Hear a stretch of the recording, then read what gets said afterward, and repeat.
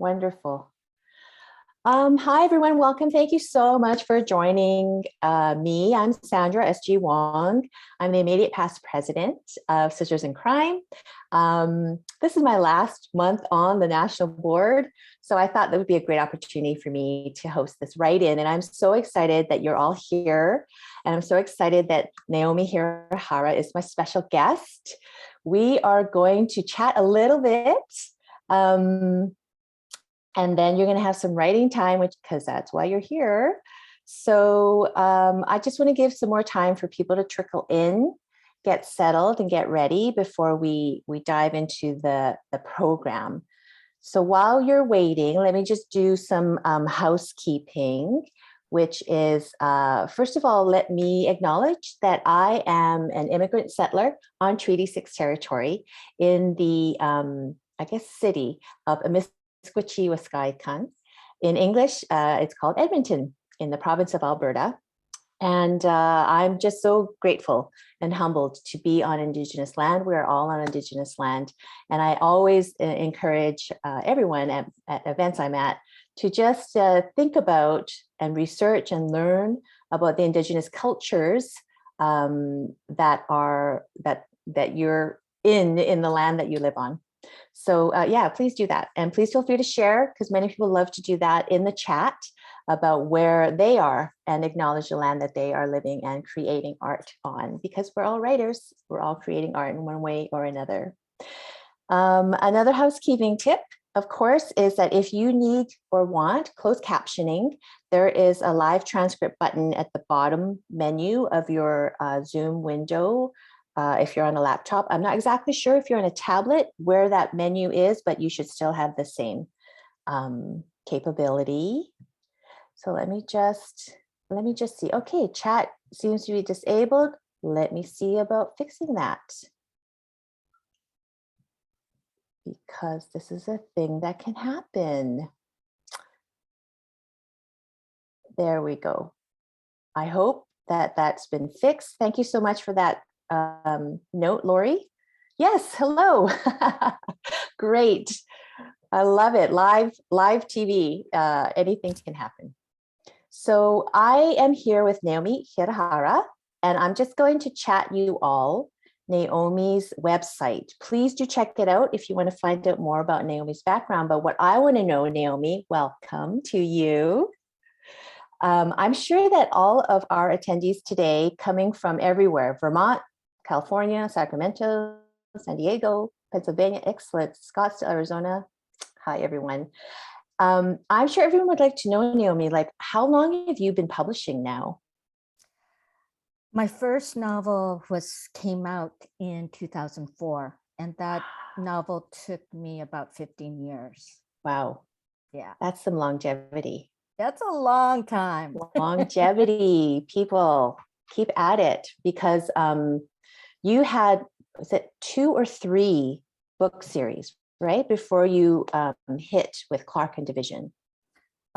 Yes. And I've also written one middle grade book that was not a mystery. And I've done a lot of nonfiction as well. Yes, because you were also a journalist. Yes. Yeah. Yeah. Wow. Well, I mean, oh, thank you, Edith. That's so great. So Edith was just shouting out your podcast, the Sisters in Crime podcast chat with Julie. Yes, everyone, please go check that out. You can find it anywhere that you have your podcast platforms. I'm on Apple Podcasts. It's on there. Check it out, because it's a great podcast. Julie Henricus is our executive director. She's a fantastic interviewer and host. So many conversations. It's an incredible resource for all of us as writers and readers. So I wanted to talk to you, Naomi, because you've written series as well as standalones, correct? About endings. About endings. I know maybe not everyone here is at the point in their manuscript or work in progress where they're writing the ending. But for me, as everyone has their own process, and my writing process is I often am thinking about the ending even while I'm working on every other part of it. And sometimes I'll get an image or an idea for how I want to end something, and that just kind of lives with me throughout the process of outlining and drafting and revising. So I wanted to know, Naomi, if you could share maybe your top 3 tips for, how do you engage with an ending and a good ending? What does that mean to you? Well, I'm going to take it literally in terms of ending. So it's not necessarily the solving of the whodunit, because I do mostly whodunits, but really those final last pages of the book. Yeah. And so 3 things. One, I think the ending or the final scene should fit with the tone of your book. For instance, like Steph Cha wrote a beautiful, searing book about race relations in Los Angeles. And in that book, Your House Will Pay was the name of it. The ending is this like swirling chorus, and it's unknown about the future. Will we as a city be able to solve our problems or not? And that was so fitting with her, that standalone book. With myself, I have to admit that I do want to hold on to hope, even if and my characters are usually ordinary people who go through some sort of trauma. Yeah. So it's not all light, but I do want to end with some sense of hope. So, and number 2, usually I try to bring in some kind of metaphor or symbol that was in my protagonist's life. Like, for instance, on my first book, which is about an aging gardener and Hiroshima survivor, it's called Summer of the Big Bachi. My protagonist is very attached to his work vehicle, which is a beat up old Ford truck from the 1950s. And in the course of the book, it gets stolen. So, Yeah. and that truck symbolizes his American identity, right? As well as his age. And so I knew at the end he would have to reclaim that truck, Right. but it's totally torn apart. However, when he looks, he opens up the bent hood, and the engine is still there and it's running, Right. So, and that represents my protagonist Moss, Yeah, that's so great. so I think a metaphor is good. And finally, I think I think I'm more of a series writer. I can't help myself. Right. And usually there's some enticement in the end. There's not everything's totally solved. And in Clark and Division, my young protagonist, she's a Californian living in Chicago, and one of her old friends says, Aki, I don't think you could survive a winter, in Chicago. And she goes, and in the past, she's been very kind of uncertain, but now she says, definitively, oh no, I can handle it. I can survive. Yeah. And so, yeah. And there's the hope, but then there's also the question, what's going to happen to her next? Right. So, yeah. So those are kind of like 3 things I think I weave together in my final pages for my book. That's fantastic. Thank you so much, Naomi. And yes, and thanks for clarifying, because I absolutely do mean the actual end of a book or a short story, right? Whatever your form is. So I love what you say. I want to pick up on that, because for me, I'm always thinking about, what do I want to leave the reader with emotionally? What's the emotional state I hope to evoke? So you're talking about hope. I also 100% agree about making sure that ending meets the tone of the rest of the book, because sometimes I find in draft, I'll find an ending, it's like, that's much too light, or that's much too heavy. Or if it's heavy and say the rest of the book is dark, I'll still be thinking, is that what I want the reader to like feel when they're done, when they turn the page and all they see is the acknowledgments, so yeah, I think that the emotional, there's a saying by Maya Angelou, which I love, which is, I've learned that people will forget what you said, people will forget what you did, but people will never forget how you made them feel. And so I think of that all the time. It's actually on my laptop. I think of that all the time about endings. Really, what do you want your Mhm. reader to be feeling when they're done? Because they may not remember every other thing in the book, No. but the last thing they remember is, that ending. So I think that's really important too. And no matter if it's light, if it's dark, somewhere in between, you want to make them laugh, that's great. Just think about that you also want it to be emotionally satisfying for your reader, whatever that ending is, right? And then also, because I also have a series and I also write standalones, that with the series, I love that part that you do want to make people wonder, oh, what's happening next?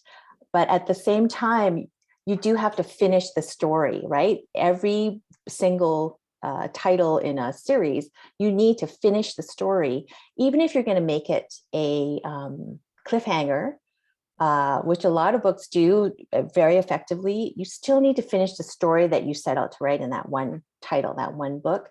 So think about that. Even if you're writing a series and you're ending, you need it to be emotionally satisfying. Maybe there is a sense of hope. Sometimes with trilogies, for example, in book twos are usually in a trilogy, they're usually the ones where everything just feels like the wheels have completely come off. And it's the darkest night before the dawn kind of a feeling, right? But even if you're ending a book two in a trilogy, for example, you still need to give some glimmer of hope. I think that's just my opinion. Of course, I'm sure there will be people who will disagree with me and Naomi. So, yes. So, friends, I hope that you'll think about that when you're thinking about the endings to your books. If you're stuck, come back to Naomi's fabulous tips, which is one, tone. Make sure it meets the tone of the rest of your book. Two, using a metaphor. Fantastic idea. Metaphor for your character or for whatever the maybe the plot, even whatever it is that you're doing. And then three, what was three again, It Naomi? was kind of like some sort of enticement. I mean, I Yes. think this is more for probably people who write series, but Yeah. uh, just to wonder, well, what's going to happen next for our characters. I mean, even in the standalone, you might wonder, that's okay to leave Yes. your characters with that Yeah. feeling. I mean, your readers with that feeling as well. I think I totally agree. I was just going to say that I think for sure series you want to do that, but even with standalones, you do want your readers to still be attached a little bit to that characters and to the story. So those are great tips. Thank you so much, Naomi. So if you are new to our sync write-ins, I apologize for not explaining this at the beginning. We are about to go silent and off video for 25 minutes. And this is your chance to just dive back into whatever you're working on, whatever you're writing. It could be an outline, maybe you're editing, maybe you're actually drafting and you're writing. 25 minutes of writing time there are 36 of us here, and we're all cheering you on, cheering each other on. 25 minutes, and then I'll come back on gently, slowly. I won't ring a bell because I don't want to startle anyone. And then we'll just check in and wrap up at the end. So your 25 minutes, I thought I was ready, but I didn't have my timer on yet. So let me get my timer ready. 25, 25.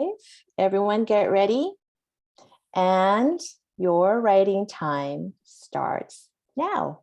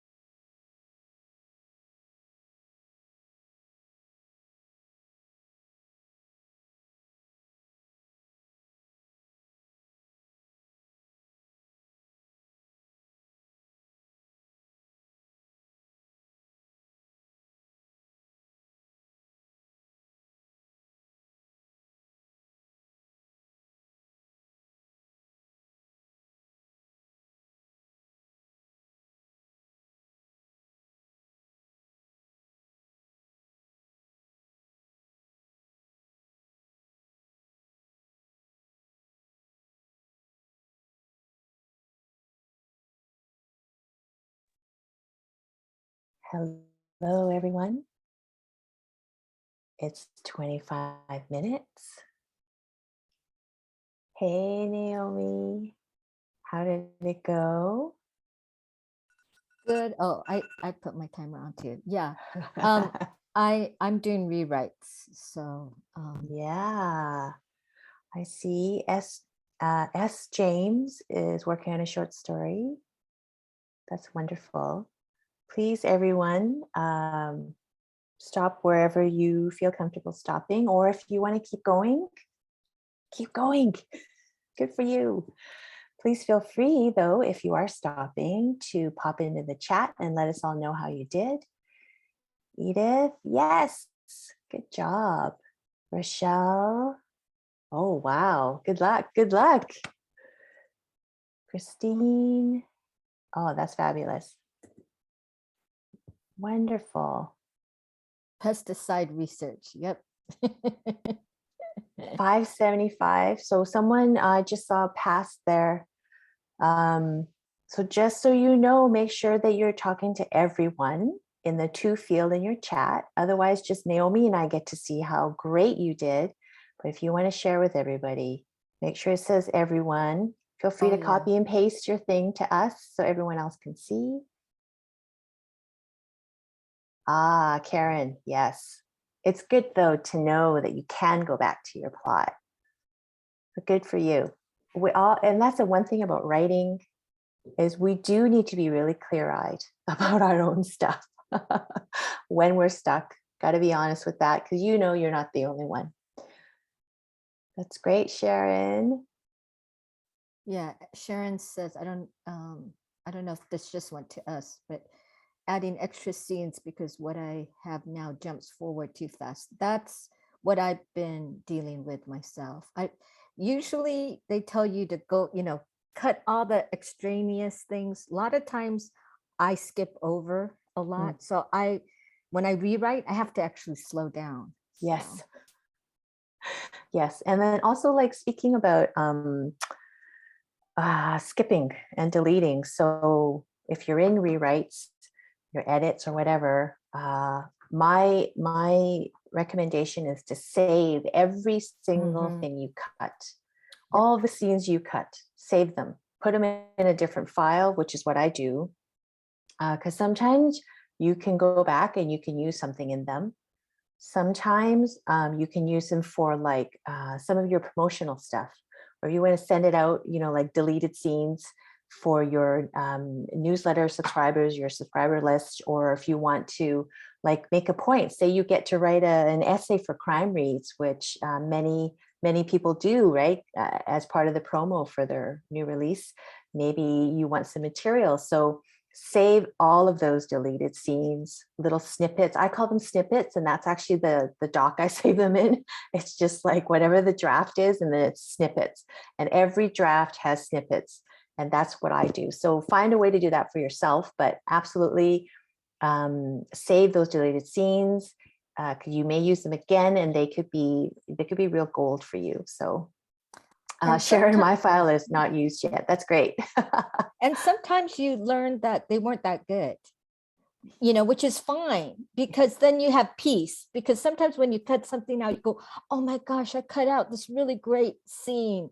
But if you save it, you could say, oh, it wasn't that great, and what I built is better than, so it's okay. You could have peace about it. and a sense of progress. Yeah. Right. Yeah. In your own writing process.